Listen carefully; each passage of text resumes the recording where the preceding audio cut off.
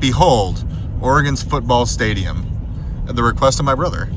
As an Arizona guy, this just has hard memories.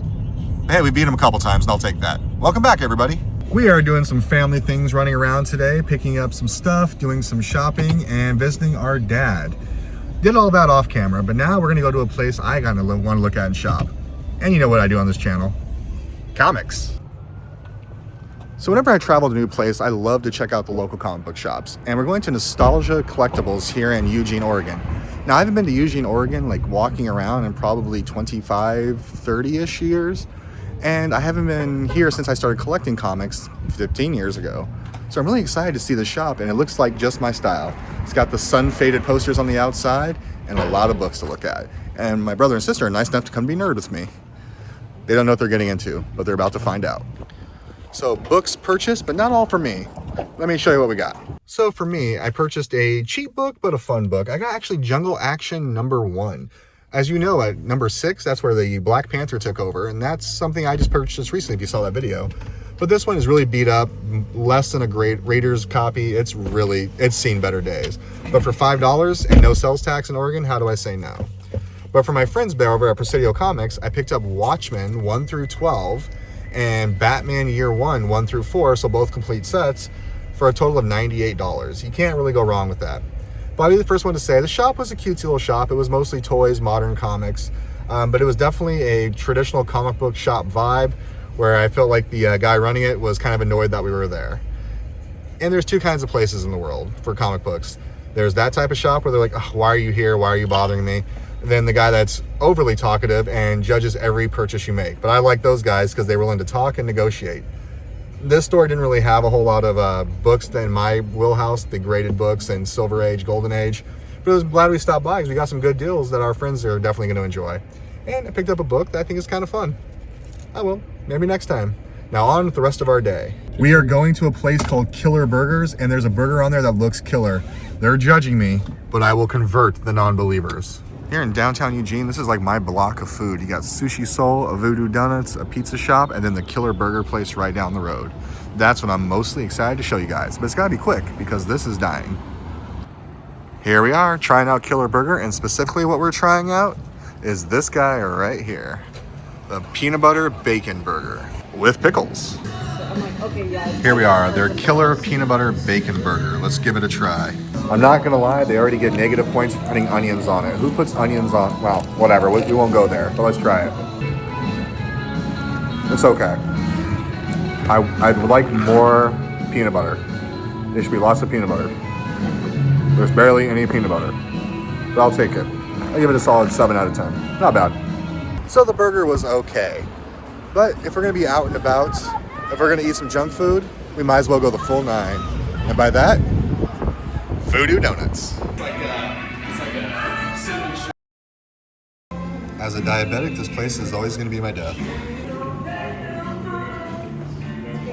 Guys, it's time to go full Oregon. Oh, I'm gonna eat you. All right, here we are trying out what's called the School Days. It's peanut butter and jelly, essentially. Raspberry jam on the inside, peanut butter outside.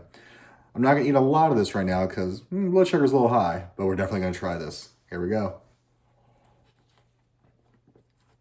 I got no jelly, but it's peanut butterific so far. 2 bites in, still no jelly. That's it. 3rd bite in, jelly. It's exactly what you want it to be. And then some. A donut with jelly. Delicious. Hey everybody, sorry for the lack of videos last couple days, but we've been doing family stuff. But right now we are patrolling University of Oregon campus. Not on purpose, it just happens to be on the way where we're going. We're gonna check out the Duck Store. And yes, you know it, second time this trip, we're gonna go look at comic books. But this is actually the shop I meant to look at in the beginning. I just kind of got them backwards and mixed up. It happens. As University of Arizona faithful, it feels sacrilegious to be here, but we're not the Pac-12 anymore, so I guess we get a pass. Yep, definitely got Nike money. But I actually don't mind the shirt too much. That's kind of cool. Well, didn't get much there, and I do feel a little blasphemous buying Oregon stuff, but you know what? We're not Pac-12 anymore, neither are they. I guess all is forgiven. I'm going to get souvenirs for the wife and kids while we're here anyway. And I think they're going to like what they got. And if not, well, they got no choice. They're going to like it. Off to comic books. Well, maybe. It's up to him. Here we are at Bigfoot Comics here in Eugene, Oregon. I am super stoked. This already looks like my kind of shop. Well, we just got done at Bigfoot Comics here in Oregon, in Eugene, Oregon. And I do have to say, like, it's my type of comic book shop, that hole in the wall, but it's a comic book shop / carpet store, which is interesting. So there was just carpet samples everywhere and then a wall of comic books. But he had a cool, diverse collection of things. I ended up picking up Superboy 126, which is the first appearance, well, the origin story of Crypto the Superdog. And for what he was charging, I think it was fair. And with the new Superman movie coming out, this one might actually get some value to it. But it's definitely in a 1.5 to 2.0 status. I mean, the staples are popped. It's kind of falling apart, but you know, for a novice collector who's looking to get an early Crypto appearance, especially a key issue like his origin, I can still see it going for between $15 and $20 raw. So I think it was a pretty decent investment. And shout out to the guy here that owns it. All of his books, including like the dollar books for the most part, are in Mylar, so they're heavily protected and present very well as a result. But admittedly, I think a lot of his prices were about 15 to 30% above what they should be market value for the raw books. But he was offering 20% off, which is, we all know, is kind of con pricing. So, but hey, nice little pickup. But we ended up getting some sports cards too, so maybe pay attention later. And we're gonna have a card break. That'd be kind of fun. So like we showed you earlier in the video, we bought a couple packs of cards. I'm gonna open one and I'm gonna have my brother open the other one because hey, why not? Bonding experience. So again, what these cards are, they are the basketball draft picks, the 1992 classic cards. These are the ones that actually had Shaquille O'Neal, Alonzo Mourning, Christian Laettner, Adam Keefe, which we kind of made fun of. I believe Jamal Mashburn and a couple others. And in these packs, we were looking for the Shaq and the Alonzo Mourning. At least those are the big ones for me. Yeah, there's not really another ones I'm really looking at here, but let's get them opened here and let's take a look and see what we got inside. So pack number 1. Oh, this one doesn't want to open, and you don't want to damage the cards either. Of course, they're also almost 30 years old, so there we go. Might have gotten dinged around anyway. What I like about that shop, it was just, I think it was a carpet and junk shop first that happened to have some nerdy comic stuff in there. And you can tell these ones are getting a little older because these cards are 100% stuck together. That's no bueno. I don't think we're going to get our money back on this deck. Yeah, look at that. Oh, that sounded terrible. Yep.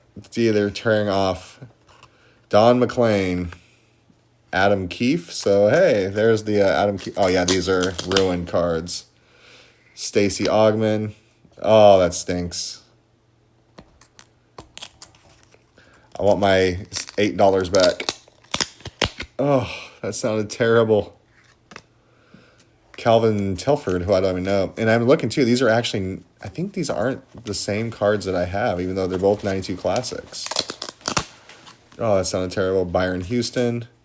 Got the LaFonso Ellis, but again, stuck on there. Tom Gugliotta is coming up next. We're opening these backwards because that's the only way I can get to them. Oh, that sounds terrible. Right? Even my sister's not even into sports cards. Is like, ugh, what's going on here? That's the Elbert Rogers, whoever that is. Ron Ellis, who I have no idea who that one is. Oh, that stinks. And Predrag Danilovic. Oh, that was a waste of $4. Well, it's Dell's turn now. Let's see what we get out of that pack. Do they slide a little bit? Are they stuck? Oh, they are stuck. Oh, his are stuck too. Gosh. So here's the packs here.